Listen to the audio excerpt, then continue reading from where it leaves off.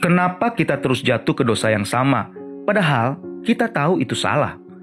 Rasanya seperti ada sesuatu dalam diri kita yang selalu menarik kembali ke arah yang gelap. Kita berbohong, selingkuh, ngomong kasar, berjudi, dan lain-lain. Pola yang sama selalu berulang, dan kita mungkin sudah mau putus asa. Bagaimana cara kita bisa bebas dari lingkaran ini? Temukan jawabannya di video ini. Sejak kecil, kita sudah cenderung berdosa karena natur dosa yang diwariskan sejak kejatuhan Nabi Adam dan Siti Hawa. Kita berusaha hidup benar, bertaubat, tapi kenyataannya dosa terus mengintai. Dosa bukan sekedar kebiasaan buruk, tapi ada penyebab yang lebih dalam. Dengan mengerti penyebabnya, kita akan lebih mampu melawan dosa. Para ulama menjelaskan beberapa alasan utama manusia cenderung berdosa. Pertama, hawa nafsu. Ambisi, keserakahan, dan ego sering mengalahkan akal sehat. Demi harta, kuasa, atau gengsi, manusia rela menempuh jalan yang salah. Dalam Al-Quran dijelaskan, manusia cenderung ingkar dan terlalu mencintai harta. Sesungguhnya manusia itu sangat ingkar, tidak berterima kasih kepada Tuhannya, dan sangat bahlil karena cintanya kepada harta. Kedua, budaya dan kebiasaan. Lingkungan sekitar kita membentuk cara pikir. Jika sejak kecil terbiasa melihat kekerasan atau kecurangan dianggap biasa, kita bisa ikut menganggapnya wajar. Misalnya, kalau anak laki-laki melihat ayah memukul ibu, kemungkinan besar jika dia menikah, anak itu akan memukul istrinya. Ketiga, kesempatan. Banyak orang tidak berniat jahat, tapi saat ada peluang dan tak ada pengawasan, godaan datang, korupsi, perselingkuhan, kecurangan. Keempat, pergaulan buruk. Pergaulan yang salah bisa mematikan nurani. Yang awalnya salah, jadi terasa biasa. Kelima, godaan setan. Setan menggoda manusia agar menjauh dari Allah. Dosa dibuat tampak menarik dan kesalahan terasa aman.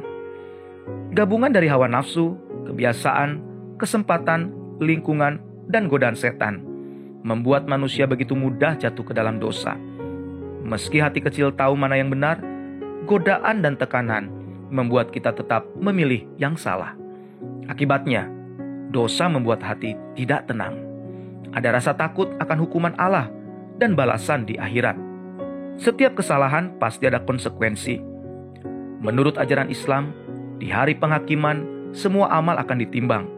Jika dosa lebih berat dari kebaikan, maka neraka menjadi hukumannya. Kita bisa berusaha berbuat baik, beramal, dan bertaubat. Tapi sejujurnya, semua itu tidak cukup untuk menebus manusia dari hukuman dosa. Hati kita cenderung berdosa. Itulah akar dari masalahnya. Kita butuh lebih dari sekadar usaha lahiriah. Kita butuh hati yang baru, yang bersih, agar tidak terus kembali pada dosa yang sama. Kabar baiknya, Allah Maha Penyayang. Allah tidak membiarkan kita terjebak tanpa harapan. Ada jalan keluar melalui pribadi Isa Al-Masih. Mengapa hanya Isa yang bisa membebaskan manusia dari dosa? Karena Ia satu-satunya yang suci, yang tidak pernah berdosa. Tidak ada manusia lain, bahkan Nabi, yang disebut suci tanpa dosa seperti Isa. Hanya pribadi yang suci yang layak menanggung dosa orang lain. Isa menanggung hukuman dosa manusia ketika mati di kayu salib agar hati kita bisa bersih. Ia sanggup membebaskan kita dari dosa dan memberi kekuatan untuk melawan dosa. Jika Isa Al-Masih memerdekakan kamu, maka kamu akan benar-benar merdeka dari dosa.